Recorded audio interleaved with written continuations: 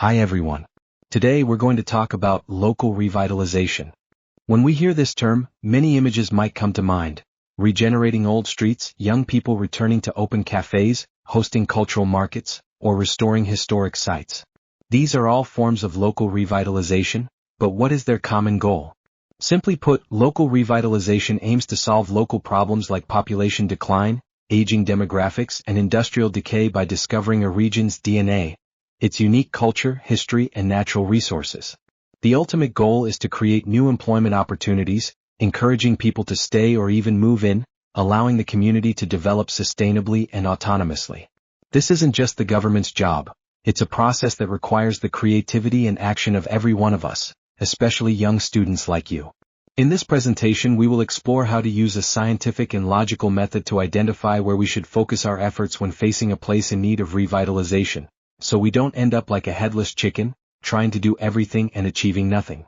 Before we talk about how to do it, I want to establish a very important mindset. Many people mistakenly believe that local revitalization is about restoring a place to its past glory. But we must think calmly. The context of time and space has completely changed. I'd like to share a concept here called dependent origination, which means all things arise from a combination of various causes and conditions. When these conditions change or disappear, the results naturally change as well. A place's past prosperity was due to its specific demographics, industrial demands, and transportation conditions of that era. Many of these conditions no longer exist. If we insist on replicating the results of the past, it's like trying to find today's path with yesterday's map. It's bound to be difficult and ineffective. Therefore, the real focus of local revitalization is not restoration, but creation. We need to discover the unique conditions this place has now, such as new returning youth, special natural landscapes, or emerging digital and cultural trends, and combine these new elements to create a brand new identity that belongs to this era and is suitable for this land. Alright, once we've adopted the healthy mindset of creating the future, we face a very real problem. There are too many things we want to do. We could improve transportation, beautify the environment, provide industrial counseling, run marketing campaigns, empower the youth. Each sounds important and necessary. But the harsh reality is that our resources, whether it's money, time, or manpower, are all limited. It's like receiving a semester's allowance. You can't buy a new phone, new sneakers, and eat out every day. You have to make choices. Local revitalization is the same. If we spread our limited resources thinly across everything we want to do, like sprinkling pepper, the likely outcome is that each task is only partially done, with none achieving a breakthrough effect. It's like throwing a stone into the ocean without seeing a single ripple. Therefore, one of the most critical skills for a successful revitalization project is strategic choice. We must find a method to identify the most worthy items to invest in from a tangled mess of options, the critical few, so we can concentrate our firepower to achieve the greatest impact. To solve the problem we just mentioned, with limited resources, how do we choose? I'd like to introduce a very useful analytical tool today called Importance Performance Analysis, or IPA for short. You can think of it as our GPS navigation system for planning local revitalization strategies.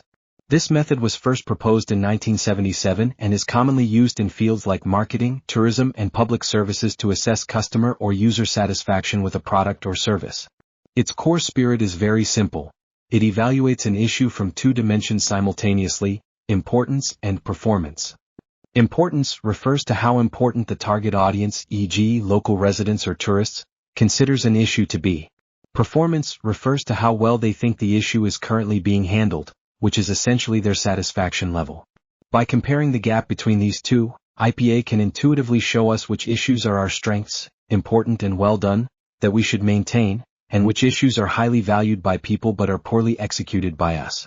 These latter ones are the urgent priorities that we must immediately invest resources in to improve.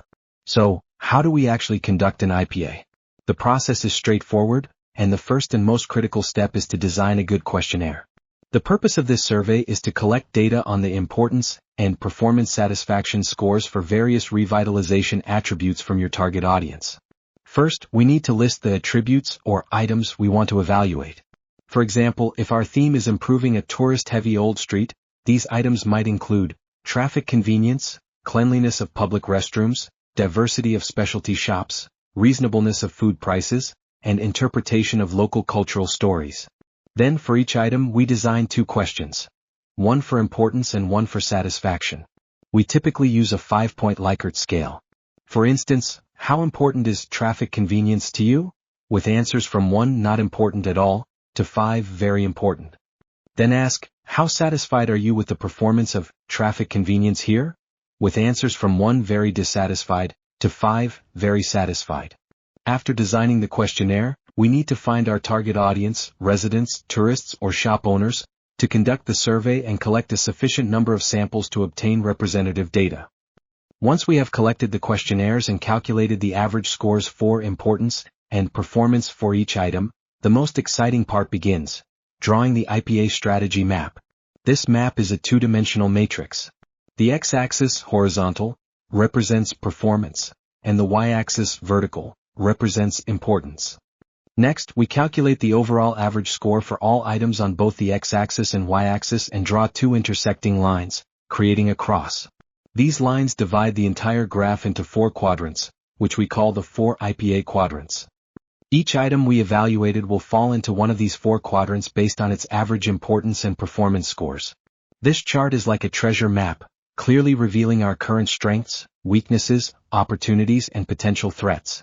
In the next few slides, we will break down the strategic meaning of each of these 4 quadrants and how we should determine our next course of action based on where the items fall. Let's first look at the top right corner of the strategy map, which is Quadrant I, also known as the Keep Up the Good Work area. What are the characteristics of items that fall into this quadrant? Their importance scores are high, and their performance scores are also high. What does this mean?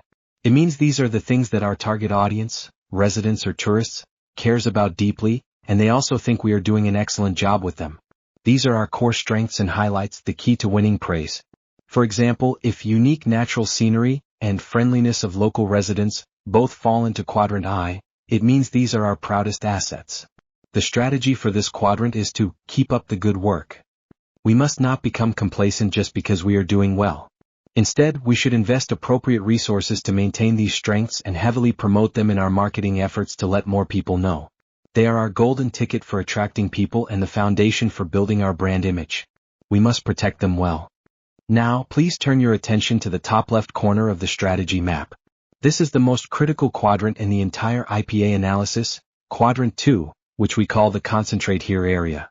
Items in this quadrant have very high importance scores but very low performance scores. This is the pain point we need to be most vigilant about. It means these are things that people consider extremely important and have high expectations for, yet our performance is deeply disappointing and fails to meet their standards. This is the root cause of public complaints, negative reviews, and tourists not wanting to return. For example, if cleanliness of public restrooms or adequacy of parking spaces falls into this quadrant, then no matter how beautiful our scenery is or how delicious our food is, visitors' overall impression might be severely tarnished by this poor experience. Therefore, for items in Quadrant 2, our strategy is crystal clear. Concentrate resources and prioritize improvement. This is what we mentioned earlier. In a situation of limited resources, these are the areas where we should first invest our efforts to improve. Solving the problems here is often the most effective way to boost overall satisfaction, making it the investment with the highest return.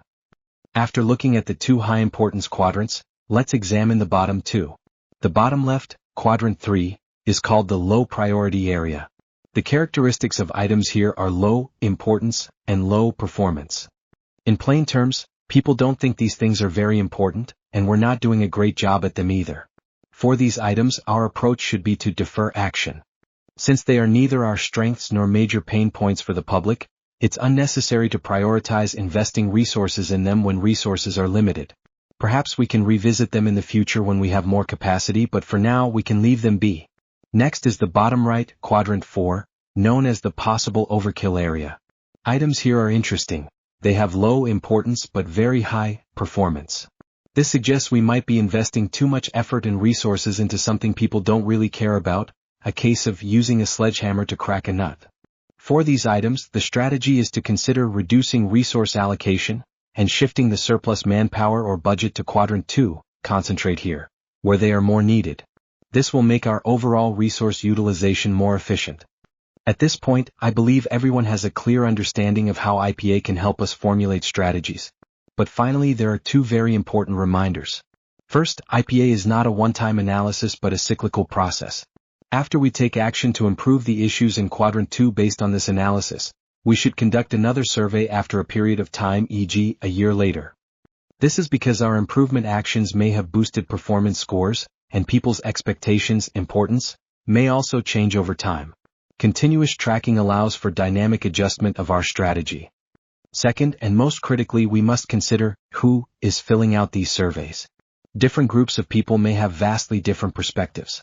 For example, local residents, outside tourists, young entrepreneurs, and the elderly will certainly care about different things. Residents might value a quiet life, while tourists might want livelier events. Therefore, when conducting the analysis, it is highly recommended that you perform segmentation analysis to see what the IPA strategy maps look like for different stakeholder groups. This helps us understand the complexity of the place in greater detail and avoid making decisions from a single perspective, enabling us to create revitalization plans that can build consensus and benefit the majority. Remember, IPA is a tool that helps us find the most important things to do first. Using it wisely will make your reports much more persuasive.